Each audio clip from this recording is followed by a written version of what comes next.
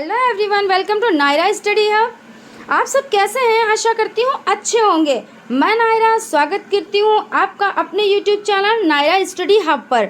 आज हम लोग देखिए भारत का संविधान पढ़ेंगे।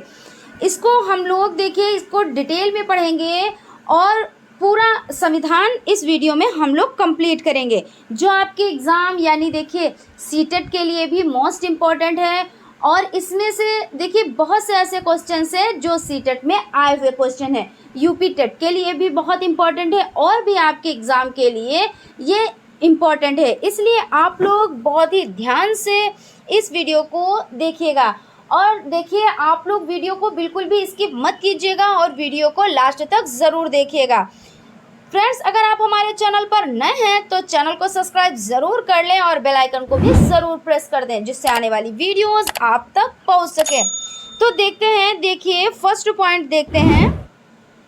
भारत का संविधान भारत का सर्वोच्च विधान है, जो संविधान सभा द्वारा 26 नवंबर 1949 को पारित हुआ। कब पारित हुआ? तो 26 नवंबर 1949 को पारित हुआ तथा 26 जनवरी 1950 से प्रभावी हुआ। और देखिए ये प्रभावी कब हुआ? तो 26 जनवरी 1950 ईस्वी से प्रभावी हुआ। यह 26 नवंबर का दिन भारत के संविधान दिवस के रूप में घोषित किया गया है, जबकि 26 जनवरी का दिन भारत में गणतंत्र दिवस के रूप में मनाया जाता है। उसके बाद देखते हैं, जो सेकेंड पॉइंट है उसको देख लेते हैं। देखिए जो हमारा भारतीय संविधान है इसका 2/3 भाग लिया गया था भारत शासन अधिनियम 1935 से। देखिए क्या ये बता रहे हैं, देखिए इसमें क्या कहा जा रहा है कि जो हमारा भारतीय संविधान है इसका 2/3 भाग लिया गया था भारत शासन अधिनियम 1935 से, जिसका सबसे ज़्यादा प्रभाव पड़ा। उसके बाद देखते हैं, संविधान सभा की पहली बैठक दिसंबर 1946 को हुई। कब हुई? तो 1946 को हुई। अस्थायी अध्यक्ष डॉक्टर सच्चिदानंद सिन्हा। तो देखिए इसमें आप लोग ये चीज़ ध्यान रखिएगा, इसमें आप लोग कंफ्यूज बिल्कुल भी मत होइएगा, क्योंकि संविधान सभा की पहली बैठक दिसंबर 1946 को हुई थी और जिसके अस्थायी अध्यक्ष की बात यहाँ पे हो रही है। तो अस्थायी अध्यक्ष डॉक्टर सच्चिदानंद सिन्हा जी हैं।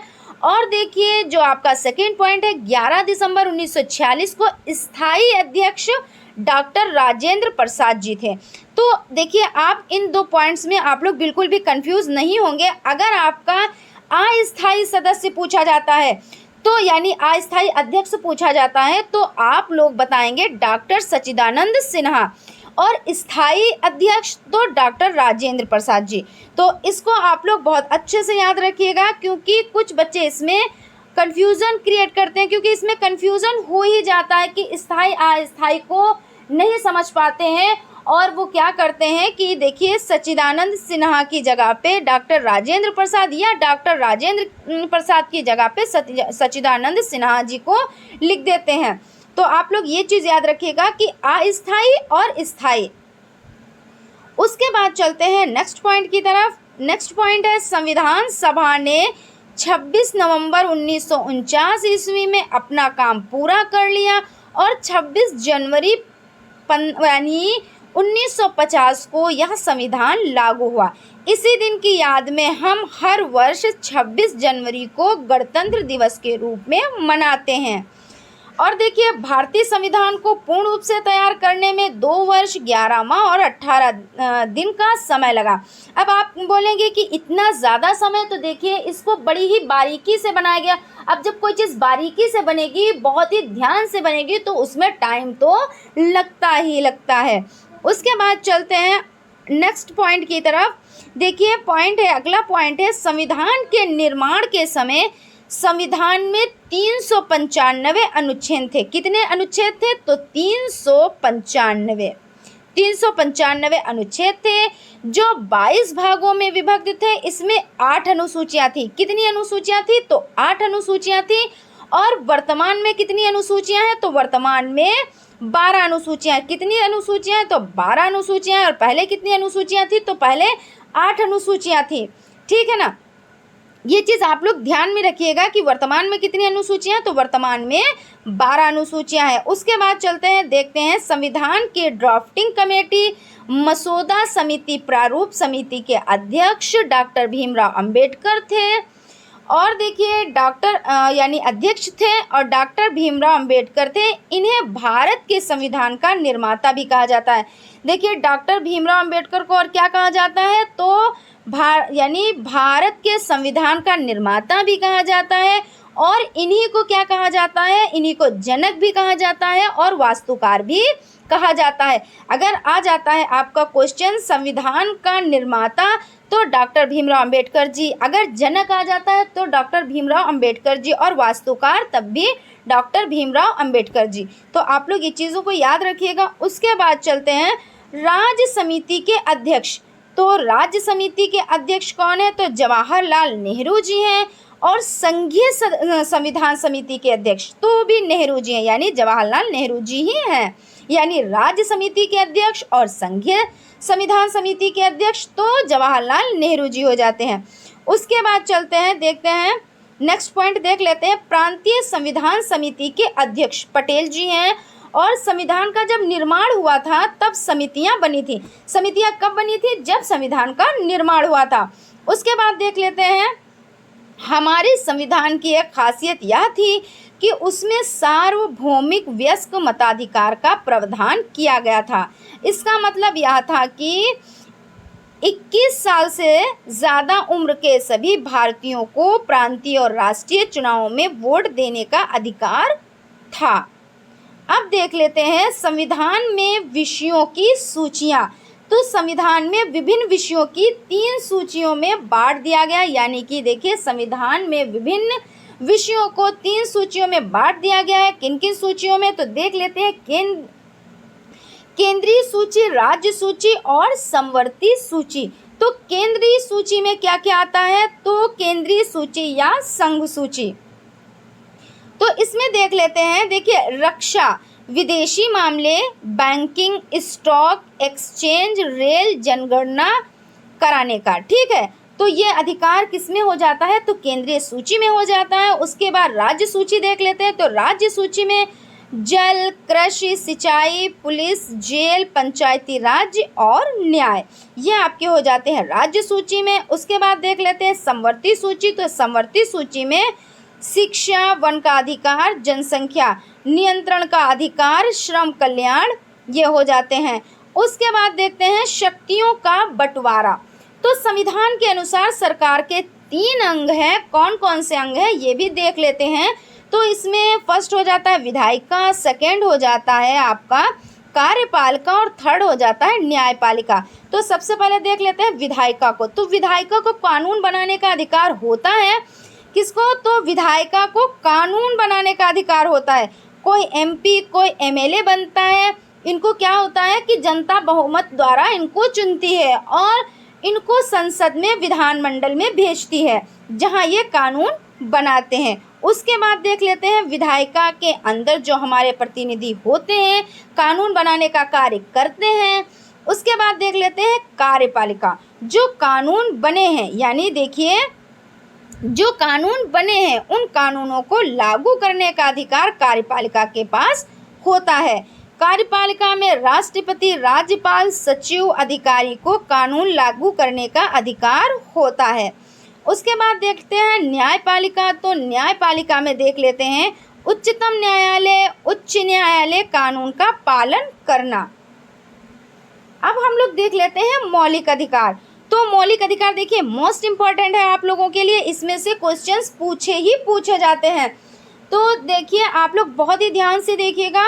और फ्रेंड्स अगर आप चैनल पर नए हैं तो चैनल को सब्सक्राइब ज़रूर कर लीजिए और बेल आइकन को भी ज़रूर प्रेस कर दीजिए। और अगर आपको वीडियो अच्छी लगे तो प्लीज़ एक लाइक भी ज़रूर कर दें। तो देखिए मौलिक अधिकार देख लेते हैं। तो मौलिक अधिकार में, मौलिक अधिकार के रूप में हमारे संविधान में 6 अधिकार दिए गए हैं। कितने अधिकार दिए गए हैं, तो 6 अधिकार दिए गए हैं। पहले कितने अधिकार थे, तो 7 अधिकार। उसके बाद एक अधिकार नहीं रहा जो संपत्ति का अधिकार है। तो इसमें जो 6 अधिकार है वो देख लेते हैं। देखिए समानता का अधिकार, इसमें पहला हो जाता है समानता का अधिकार, यानी एक समान रहने का अधिकार। अमीर हो, गरीब हो, ऊंचे ऊंची जात का हो, नीची जात का हो, किसी का भी हो, तो उनको सबको समान यानी समानता का अधिकार सबको प्राप्त है। उसके बाद स्वतंत्रता का अधिकार, तो स्वतंत्रता का अधिकार जो है वो है विचार अभिव्यक्तियों की स्वतंत्रता है। यानी शांतिपूर्वक सम्मेलन कहीं भी आ जा सकते हैं, यानी कहने का मतलब यह है स्वतंत्रता का अधिकार है। देखिए आप अपने विचार अभिव्यक्ति प्रस्तुत कर सकते हैं, लेकिन हाँ ये चीज़ है अपने दायरे में रह के, ऐसा नहीं है कि आप किसी को अपशब्द कहें इस तरीके के, लेकिन हाँ एक दायरे में रह के और कहीं भी आप आ जा सकते हैं, घूम सकते हैं और शांतिपूर्वक सम्मेलन भी कर सकते हैं। और देखिए ऐसे कोई भी पाबंदी नहीं है। उसके बाद शोषण के विरुद्ध अधिकार, इसमें हम लोग देख लेते हैं मजदूर को कम मजदूरी पर रखना, यानी कि आप उन पर शोषण कर रहे हैं। आपने पहले मजदूर को तो रख लिया, उनको आपने जितने वेतन पे रखा उनको उतना वेतन नहीं दिया, तो ये आपका हो जाता है। और बाल श्रम यानी 14 वर्ष से कम उम्र में कार्य कराना, ये शोषण के विरुद्ध अधिकार में आता है। उसके बाद देखिए धर्म की स्वतंत्रता का अधिकार, तो धर्म की स्वतंत्रता का अधिकार जो है इसमें क्या क्या आता है, इसमें देखिए आप धार्मिक अपने पर्व मना सकते हैं, इसमें किसी को भी कोई प्रॉब्लम नहीं है। आप आज़ादी के साथ अपने जो भी आपका धर्म है उस अकॉर्डिंग आप अपने फेस्टिवल मना सकते हैं और इस पर कोई बाउंडेशन नहीं है, यानी कि ये आपकी धर्म की स्वतंत्रता का अधिकार हो जाता है। उसके बाद देखिए संस्कृति, तो संस्कृति एवं शिक्षा का अधिकार, संस्कृति भाषा लिपि इनको सुरक्षित रखने का अधिकार भी एक तरीके से हमारे पास है।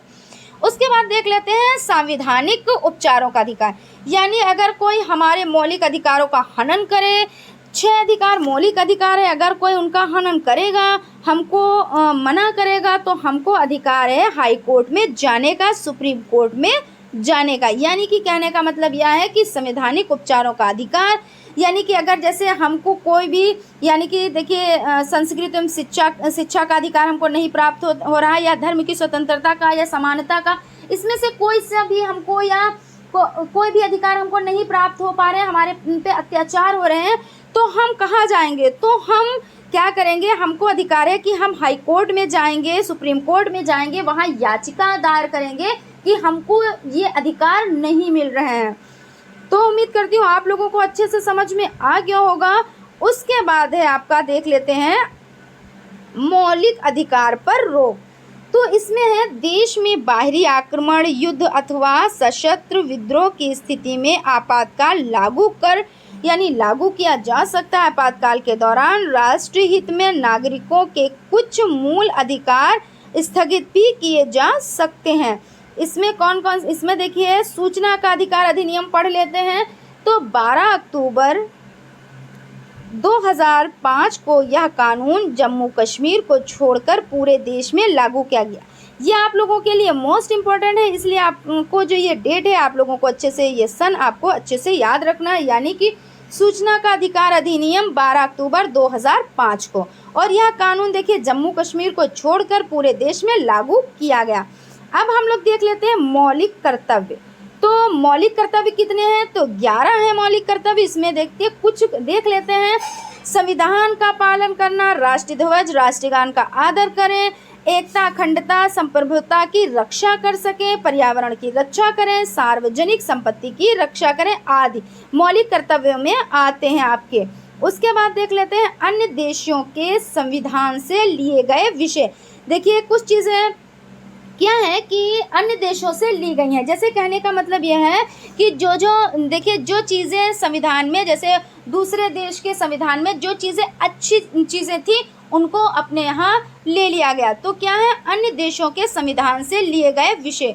तो कौन कौन से विषय हो जाते हैं देख लेते हैं, इन पे हम लोग देखिए भारतीय संविधान में विधि का शासन विचार लिया गया है। कहाँ से लिया गया है विधि का शासन, तो इंग्लैंड से, आप लोग बहुत अच्छे से याद रखिएगा। मौलिक कर्तव्यों को लिया गया है यूएसएसआर से। और देखिए भारत में एकल नागरिकता की अवधारणा अपनाई गई है इंग्लैंड से। कहाँ से अपनाई गई है, तो इंग्लैंड से अपनाई गई है एकल नागरिकता की अवधारणा। उसके बाद है आपका देखिए भारतीय संघवाद निकट है कनाडा के। उसके बाद है हमारे संविधान में न्यायिक समीक्षा की धारणा ली गई है अमेरिका से। भारतीय संविधान में मूलभूत अधिकार लिए गए हैं अमेरिकी संविधान से। मोस्ट इम्पॉर्टेंट है ये पॉइंट्स आप लोगों के लिए, इसलिए आप लोग बहुत अच्छे से इनको याद करिएगा, यानी कि इनको देखिएगा और समझिएगा। उसके बाद है समवर्ती सूची की धारणा ली गई है। तो समवर्ती सूची की धारणा कहाँ से ली गई है? तो ऑस्ट्रेलिया से ली गई है। उसके बाद है संविधान से संबंधित अन्य महत्वपूर्ण बिंदु। तो संविधान सभा ने राष्ट्रीय गान को अपनाया 24 जनवरी 1950 ईस्वी को। कब अपनाया संविधान सभा ने राष्ट्रीय गान को? तो 24 जनवरी 1950 ईस्वी को। उसके बाद देख लेते हैं किस देश में लचीला संविधान लागू है? तो यूनाइटेड किंगडम में। देखिए लचीला संविधान कहाँ है? तो यूनाइटेड किंगडम में है। और पंचायती राज व्यवस्था संबंधी प्रावधान दिए गए हैं तो संविधान के 9वें भाग में। उसके बाद देख लेते हैं संसदीय प्रणाली। तो संसदीय प्रणाली कहाँ से ली गई? तो ब्रिटेन से।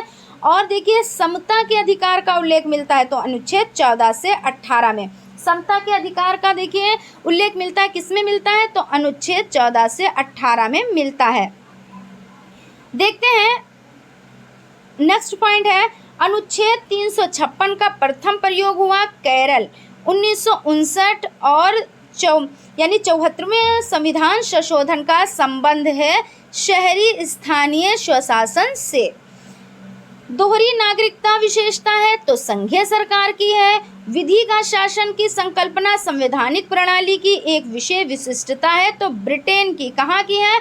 तो ब्रिटेन की है। और विश्व में सबसे बड़ा लिखित संविधान है तो भारत का है। कहाँ का है सबसे बड़ा लिखित संविधान? तो भारत का है। आप लोग अच्छे से याद रखिएगा। उसके बाद देखते हैं नेक्स्ट पॉइंट जो है वो है आपका, देखिए डॉक्टर भीमराव अंबेडकर ने भारतीय संविधान का हृदय और आत्मा कहा अनुच्छेद 32 को। किसको कहा? यानी कि देखिए डॉक्टर भीमराव अंबेडकर ने भारतीय संविधान का हृदय और आत्मा कहा है तो अनुच्छेद 32 को कहा है।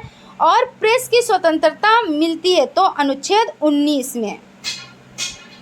फिर देखते हैं नेक्स्ट पॉइंट है संविधान में मौलिक कर्तव्य जोड़े गए थे तो 42वां संविधान संशोधन में। संविधान में मौलिक कर्तव्य जोड़े गए हैं तो 42वां संविधान संशोधन में। और मौलिक कर्तव्यों से संबंधित है तो अनुच्छेद 51 का। देखिए मौलिक कर्तव्यों से संबंधित है तो अनुच्छेद 51 का हो जाता है। उसके बाद आपका हो जाता है अस्पृश्यता का उन्मूलन करता है तो अनुच्छेद 17। ये आप लोगों के लिए मोस्ट इम्पॉर्टेंट है, इसलिए आप लोग अच्छे से ध्यान में रखिएगा। अस्पृश्यता का उन्मूलन करता है अनुच्छेद 17। मतदान की आयु 21 वर्ष से घटाकर 18 वर्ष की गई।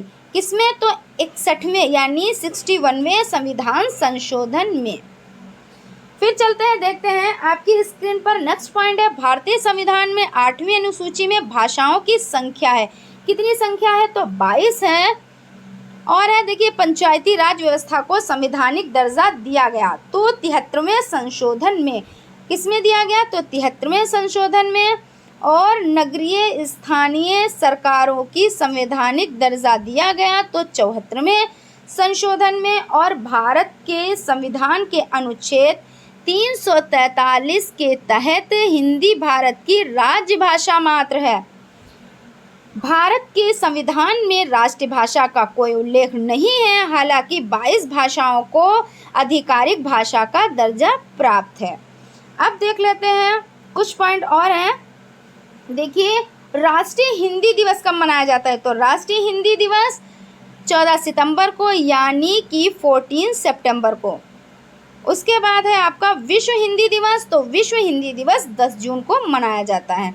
तो फ्रेंड्स आज यहीं तक आप लोगों के लिए देखिए ये वीडियो मोस्ट इम्पॉर्टेंट है क्योंकि इसमें के जो जितने भी पॉइंट हैं वो आप लोगों के लिए बहुत बहुत और बहुत ही इम्पॉर्टेंट है, इसलिए आप लोग वीडियो को पूरा ज़रूर देखिएगा। और जैसे अगर एक बार में चीज़ें नहीं समझ आ रही तो पहली बात तो आप नोट्स बना लें, और नोट्स बनाने के बाद अगर आप लोग चाहें कि हमको चीज़ें नहीं समझ आ रही हैं तो वीडियो को एक बार और आप लोग देख लें तो आप लोगों को चीज़ें बहुत अच्छे से समझ में आ जाएंगी। और अगर आप नोट्स बना के रखेंगे तो आप उनका रिवीजन करते रहेंगे तो चीज़ें आप लोगों को ऐसी याद हो जाएंगी, ऐसे जहन में यानी माइंड में बैठ जाएंगी कि वो माइंड में आपके सेट हो जाएंगी। तो उम्मीद करती हूँ आप लोगों को ये सेशन पसंद आया होगा। अगर सेशन पसंद आया है तो प्लीज़ एक लाइक भी ज़रूर कर दें और हमारे चैनल को सब्सक्राइब करें और बेल आइकन को भी ज़रूर प्रेस कर दें, जिससे आने वाली वीडियोस आप तक पहुंच सके। Thank you.